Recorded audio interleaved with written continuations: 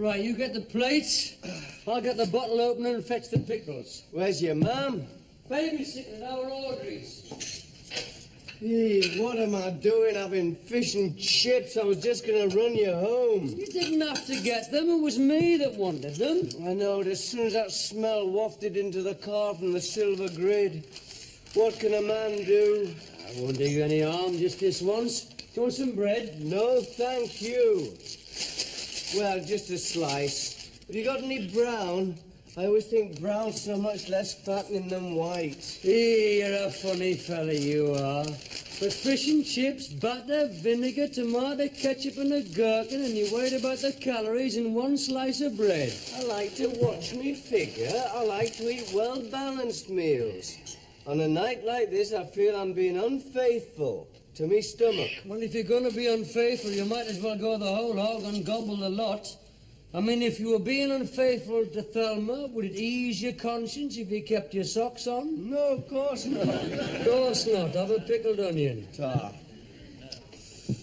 Oh, fantastic. Forbidden fruit, eh? Aye. Oh, I've just remembered something. What? Thelma was going to leave me something in the oven. Lasagna. What's that? Oh, it's Italian, isn't it? She does it very well. She gets it from a cookbook we got free with the new cooker. Oh, really? She'll have gone to a lot of trouble to make me that. Look, if you don't want yours, I'll have it. No, keep your hands off. The cat next door can have the lasagna. It's too fattening anyway. This is one of the great meals of the world, fish and chips, and the British invented it. Aye. In the dark days when Britain was in the throes of depression and unemployment. You mean last Christmas? No, I mean in the 30s, before the war. That's when the fish and chip shop was invented. And it saved the poorer people because it meant the working classes could get a hot meal a day. Right. And don't tell me there isn't any nutrition in it. Because if our parents' generation was brought up on this in the 30s, they didn't do so bad in the 40s. Not like those unhealthy Italians brought up on, what is it? Lasagna. Lasagna, right. They capitulated at the first hint of hostilities. But I don't think diet determines national character. I think it does. I think the national dish of a country is a good indication of the people. That's why I always avoid sauerkraut, sukiyaki and haggis. What have you got against the Japanese? I can understand your animosity to the Germans. And the Scots, especially if they're in the World Cup and we're not. But what have you got against the Japanese? I don't know. It goes back to childhood, I suppose. I mean, when we were kids, the Japs were the enemy. Much more so than the Germans. I mean, Saturday morning pictures, it was always some fiendish, slant-eyed villain you used to boo. I've never harboured grudges like that, even though they tortured Biggles. In Biggles in the Pacific. There's just something about the Japanese that I don't trust. Maybe it's because my Uncle Fred was in Changi prison. Is that why you don't like Cockneys? Because of your cousin Tom being in Walmart Scrubs? That's not a very nice thing to say now, is it? Every family's got a black sheep. Don't like Cockneys because they're southern. Sometimes I think, Terry, that you are the most unreasonable, prejudiced, bigoted soul in all the world. Speaking, pass the pickle. Hey. This takes you back, doesn't it? Takes you back to the Friday nights we've come back here for fish and chips. Spend the small hours in long, pointless discussions about football or sex. Usually both. Not a worry in the world. Relegation, that was our main worry. Good days, you know, Terry. Oh, magic, man. Magic.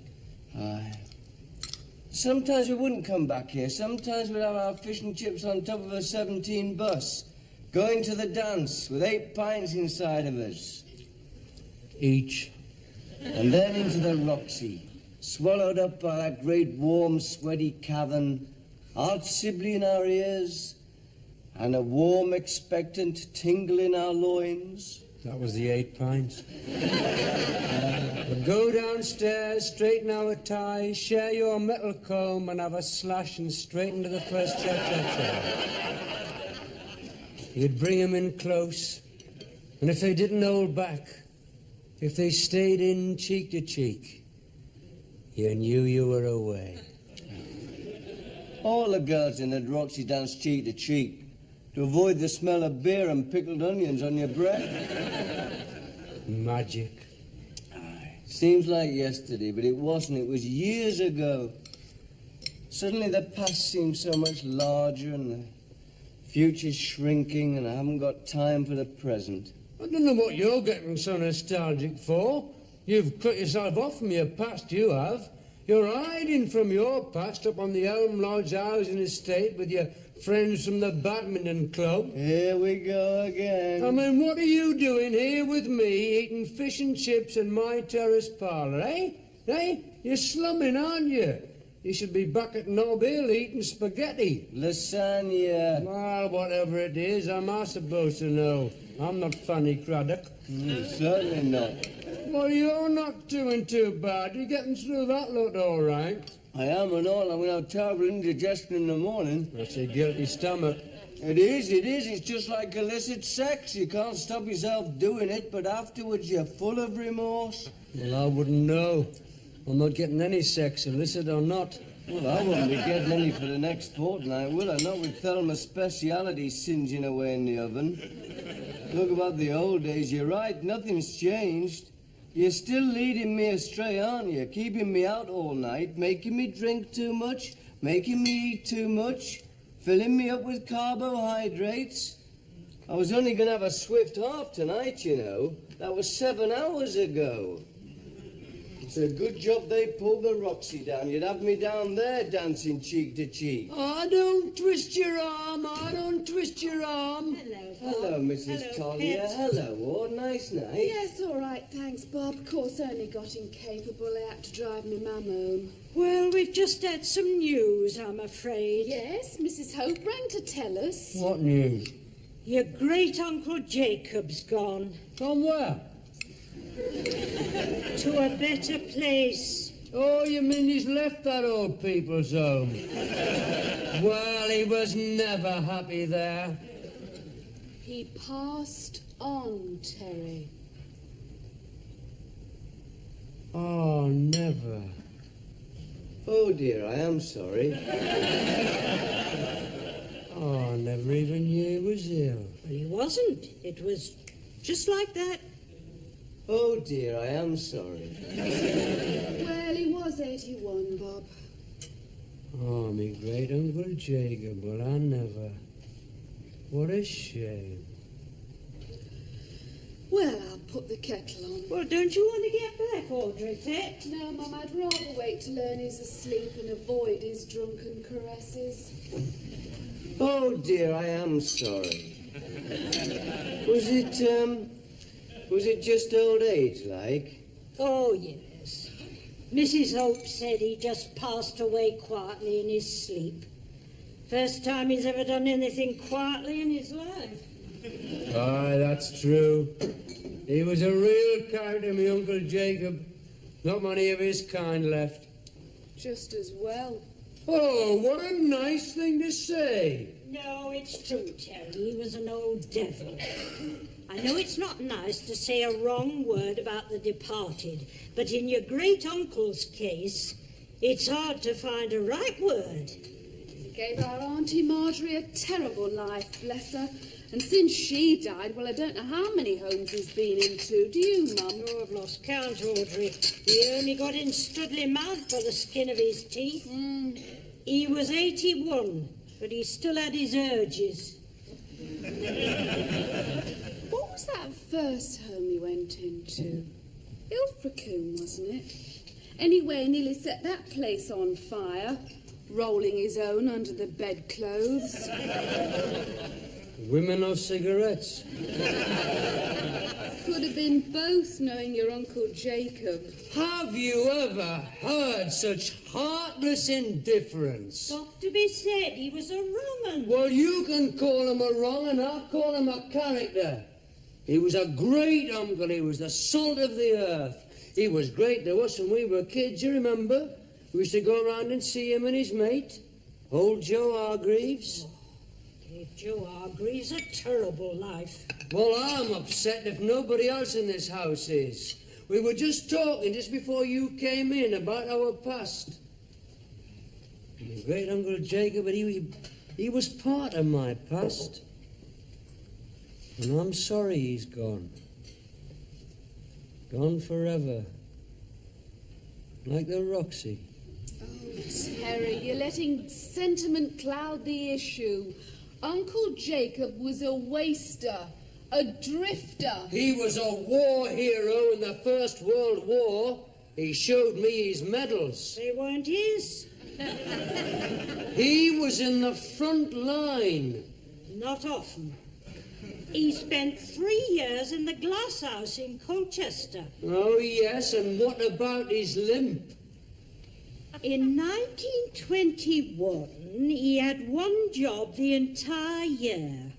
Santa Claus in Bin's department store. That's how he got his limp. Got drunk and fell down the lift shaft. He used to tell us fantastic stories, didn't he, about the trenches?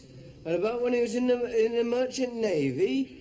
What about all those stories about fantastic places like Shanghai and Valparaiso? He never got further than the North Shields ferry. And wasn't he a fur trapper in Canada? I thought he got mauled by a bear and had all his extremities attacked by frostbite. Well, if they had been, his urges wouldn't have caused all that trouble in Studley Mount, would they? He might have coloured things a bit, but that was just his natural storyteller's gift. Oh, he was a liar, Terry, and a drifter, as Audrey said. When he came out of the army, he hardly did a day's work in his life. Any money he had, he drank or gambled away. He made his wife's life a misery when he was at home. And as for his friend Joe, well, he ruined that marriage. He was a bad-tempered, cantankerous, bigoted old so-and-so. My God. What? She's just described you.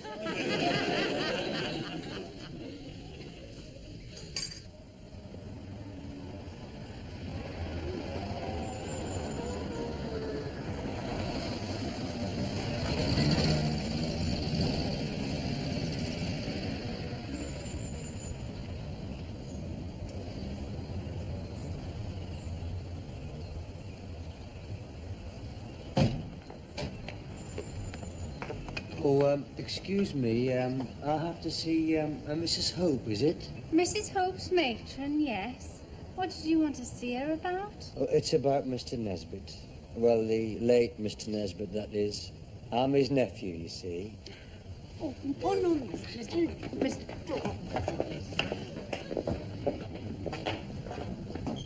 Dear me!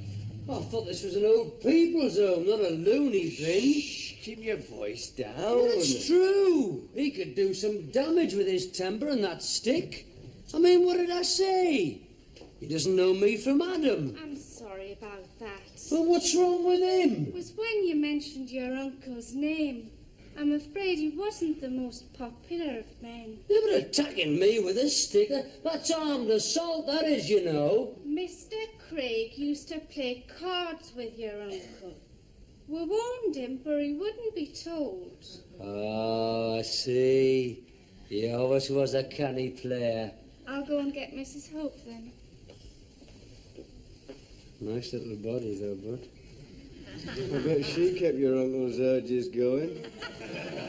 She's keeping mine going. Didn't we used to play cards with your uncle in that little shed on his allotment? Aye. He taught us 3-card brag. We used to do that allotment for him, didn't we? He used to pay us 6pence an hour. We used to do all the weeding and pull his rhubarb. Hard work and all. He never did pay us, did he? No. He just used to knock it off what we owed him, a 3-card brag.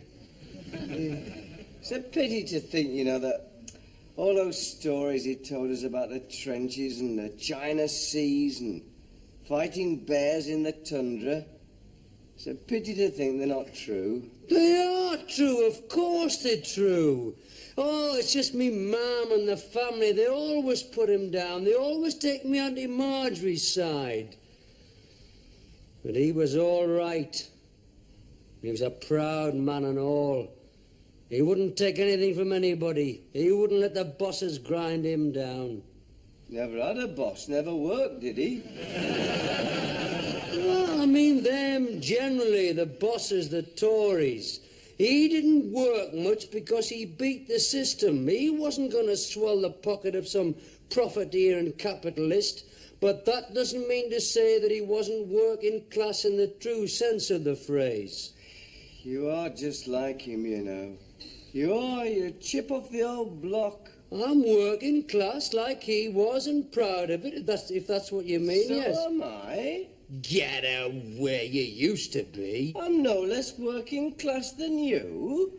I used to go to the same schools, run the same streets, live in the same drafty houses, but that was in my past.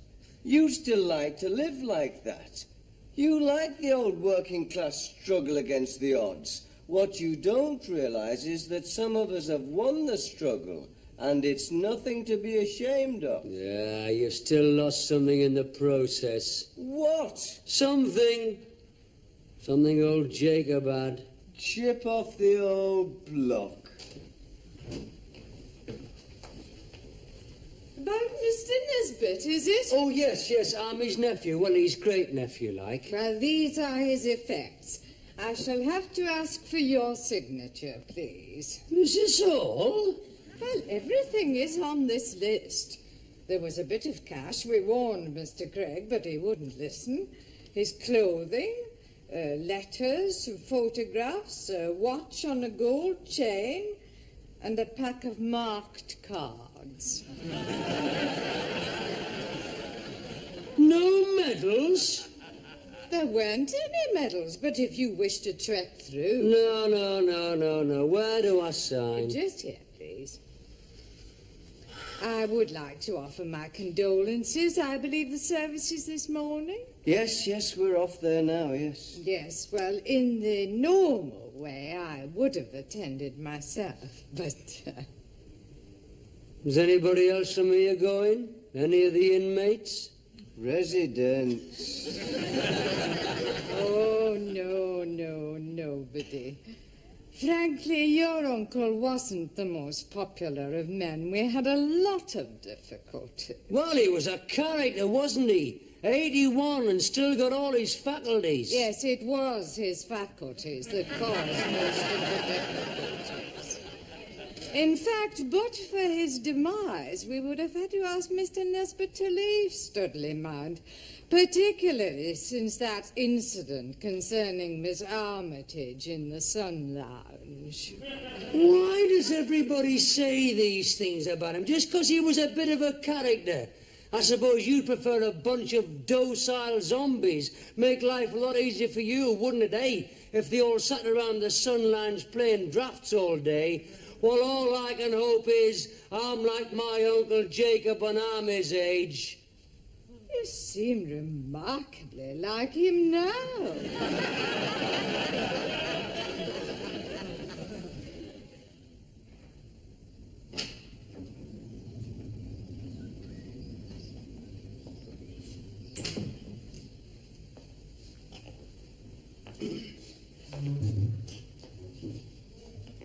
Time is it? It's not 22, we're very early. Well, I can just sit down and wait here. It's warm. Be even warmer where your uncle's going. Oh, that's nice. Well, I'm sorry, Terry, but if everything everybody says about him is true, I should think his destination's fairly settled. Yes, of course you repented. Repented at the last minute. What difference does that make? But you know what they say in the Bible? There's more joy in heaven over one sinner repenting than any amount of ordinary people just being good. Well, if old Jacob did repent, it'll be hell of a ding-dong when he arrives. It's a bit unfair, though, isn't it? It's a bit unfair. Somebody leads a life like him, and then at the last fence he says, I'm sorry, I didn't mean it. It's a bit unfair on good people who keep their noses clean all their lives. It's about that woman who lives opposite my mother, Miss Fairchild, that sells church magazines, wages war on want, helps dumb animals across the street. Her kind's taken for granted when she gets up there. Rasputin. He had the right idea. Did he? Certainly. I saw it in this film, Nicholas and Alexandra. Rasputin reckoned that God liked sinners, so he owed it to God to sin as much as he could. He spent his entire life drinking vodka and having it away with Russian peasants. Confident that when he got to heaven, there'd be all this rejoicing. So unfair. That's life, or rather death. Very unfair, though, isn't it, on people like Miss Fairchild? What do they do when she gets up there? Oh, you've arrived, have you? There's a magazine. Your cloud's over there. Now, just excuse us, we've got a party on next door for Rasputin.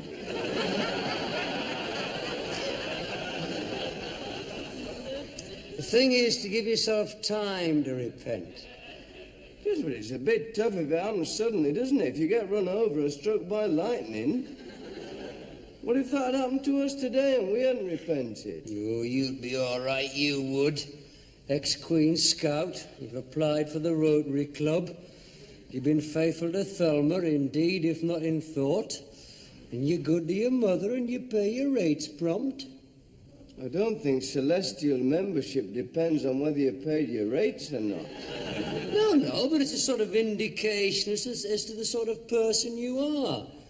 No, you'd have no bother. I don't think your chances are very rosy. Well, I've led a more full of an active life than you, haven't I? I mean, I'm no stranger to sin. You see, in the army, I was in Germany, Cyprus and Malta. Places like that are heaving with sin. Well, Thelma and I have been to Cyprus and Malta on our holidays. It's not the same, though, is it? Not the same at all. On a package tour with your wife. We weren't married on them holidays. Pardon? We weren't married. Well, there's no need to whisper. He knows that. Just as he knows about you and Deirdre Birchwood. And us nicking dinky toys, and me getting caught. But you see, all this is just small stuff compared with, well, Mussolini or Al Capone or Uncle Jacob. Every family's got its black sheep. Yes, it's just that yours has got more than most. Or your cousin Tom and Uncle Jacob and yourself. Dear me, you've got a whole flock of them. Well, your family's not immune. What about your cousin Lillian who ran off with that road gang on the A1? Lay by Lil, what about her?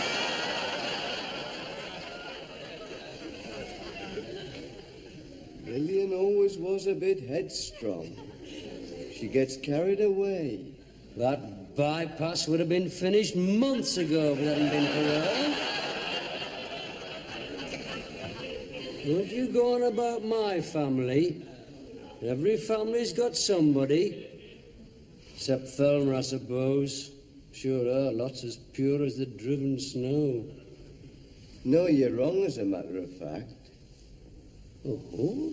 Yes, there's this cousin of her mother's. Don't say that No. No, well, he's called Trevor. It's just that he's a bit, Is he? Oh, he was at the wedding, you probably didn't notice him. Oh, I did see a fella in a purple tie smelling of lilies of the valley. That was Trevor. Get away. Well, it takes all sorts. Aye, the family don't see much of him. Lives with an antique dealer in Harrogate. Well, they're all puffs in Harrogate. Oh, what time is it? Oh, it's not 10:02 yet. We're very early. Who's coming? Oh, they'll all be here. All my family. And old Joe Hargreaves, I suppose, if he's still mobile. And the usual mob you only see at weddings and funerals. Oh, aye, they'll all show up. Never turned up to see him at the home, or ask him back for the weekend, or Christmas, oh no. But they'll all be here today in their bits of fur and their new hats. Hypocrites. I think you're being a bit of a hypocrite yourself. What do you mean? Well, I'm sorry, Terry, but, I mean, we thought he was fantastic when we were kids, all right. He was a character and he used to tell us fantastic stories and that, but, well, it is fairly apparent that he was a bad-tempered, idle, dishonest, lecturous old bigot. No disrespect. Well, I would like to say a few words on behalf of my great-uncle Jacob. Because somebody's got to speak in his defence down here before he gets off to wherever he's going. All he tried to do in life was go his own way. His only sin was not conforming and not becoming one of the faceless masses. He was true to himself. But for all the respect and affection that's been shown to him on this world, well, the sooner he gets on his way, the better. And what's happening?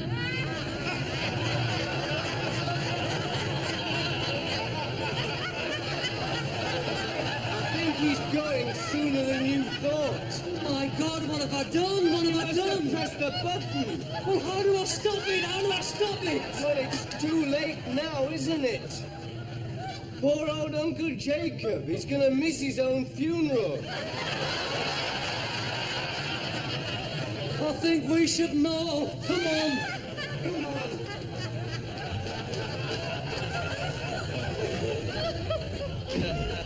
Have one of these, Rose. Or there's some fruit loaf Audrey made. I shouldn't. Well, just the one. Do you want some tea, Joe? Or are you going to stick to your beer? No, I'll have a cup of tea a bit later. There's some napkins behind you, Auntie Elsie. Here, just in case you get meringue all down your new frock. He was a diabetic, you know, Jacob. Oh. Never stopped in mind, eating sweets and drinking. But he was a diabetic, so he said. Well, you never knew what to believe with him. More cake, Kitty? I don't know where I'm putting it. I always thought he'd outlive you, Joe, because you never looked a well man. I thought I'd never live as long as this myself. If I'd known how to take steps to get out of North Shields. Hello, everybody. Rose, Auntie Kitty. You remember Bob now, don't you? Hello. Hello, Bob. Now, why weren't you at the crematorium? Ah, well, yes, we went to Studley Mount, you see, and we were literally on our way to the crematorium when Bob's car broke down. Yes, it broke down. Everything go off all right? No, it didn't. It was most peculiar. He wasn't there. He wasn't there? He'd gone without us. Typical of our Jacob, that. We get all dressed up and traipse up to that cemetery in this bitter wind, And he hasn't even the decency to hang on for us. Most peculiar. Well, I felt sorry for that young vicar. He was most embarrassed. Well, I think it was body snatchers. They used to in the old days. When I was a girl, there was body snatchers. Yes, I just don't understand. Didn't the undertaker show up with a coffin? Yes. The vicar saw it with his own eyes. It was most peculiar. There's a switch, you see. Somebody must have set the switch off. Yes, well, I think we'll just go and wash our hands. Are you sure you two weren't there? No, I told you. The car broke down. Are you certain? Positive. I swear by my uncle's grave. If you could find it.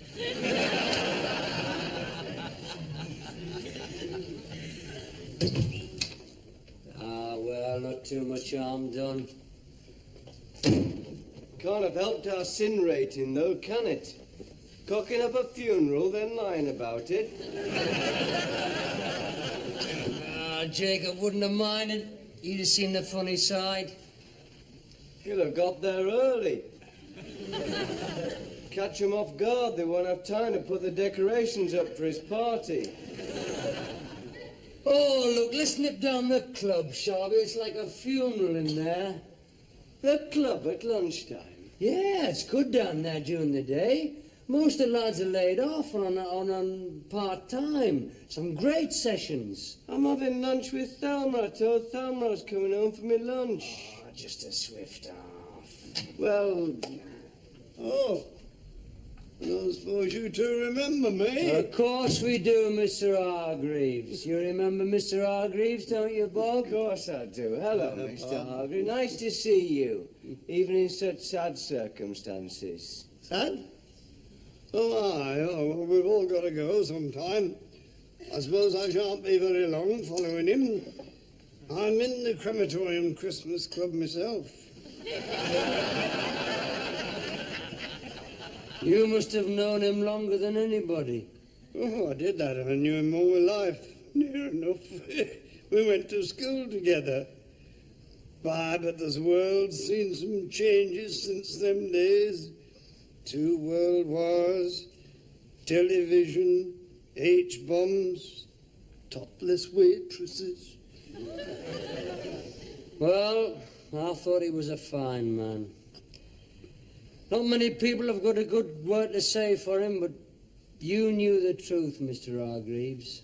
Aye. You were his best friend. Aye, for nigh on 75 years, through thick and thin, good times and bad. That's a long time to know someone. That's friendship, that is. And I can honestly say that he was a terrible man. What? Well, if you feel that way about him, why did you put up with him all these years? Why? That's what I'm constantly asking myself. You know, it wasn't easy in those days to cut yourself adrift and get on, but I managed it. Even married above my class. And then over the years, he'd keep coming back, borrowing money, making trouble. It didn't do me work any good, you know, my marriage. It seemed everything I ever tried to do, he mucked up. Well, he didn't have much to show for it. The sum total of his life is contained in this cardboard box. And faded letters, odd coins, old photographs, and a watch. Is it a waistcoat watch with a chain on it? Aye, this one. I wondered where my watch had got to.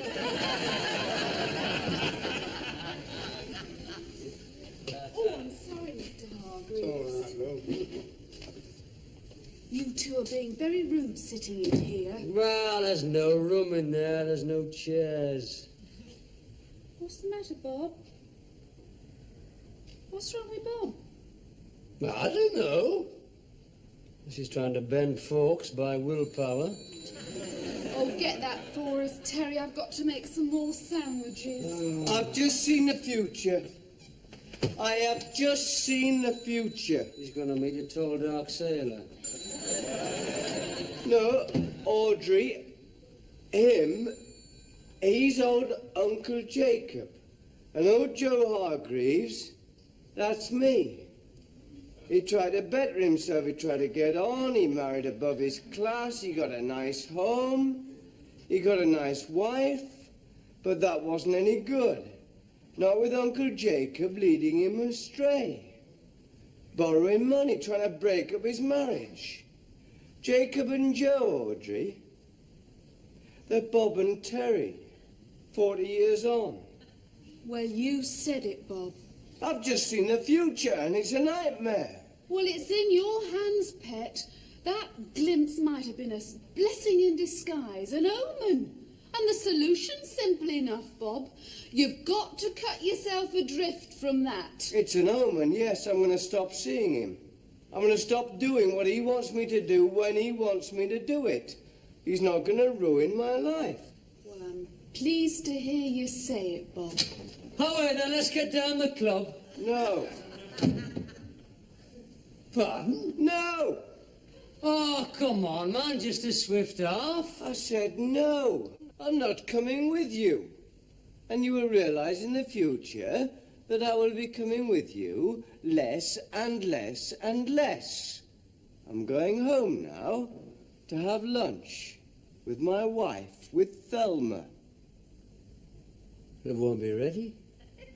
Well, how would you know? That was Thelma on the phone. She said, what am I going to do about lunch? And I said, just leave him something in the oven, Pet. He won't be back from the club till 3:30. Away.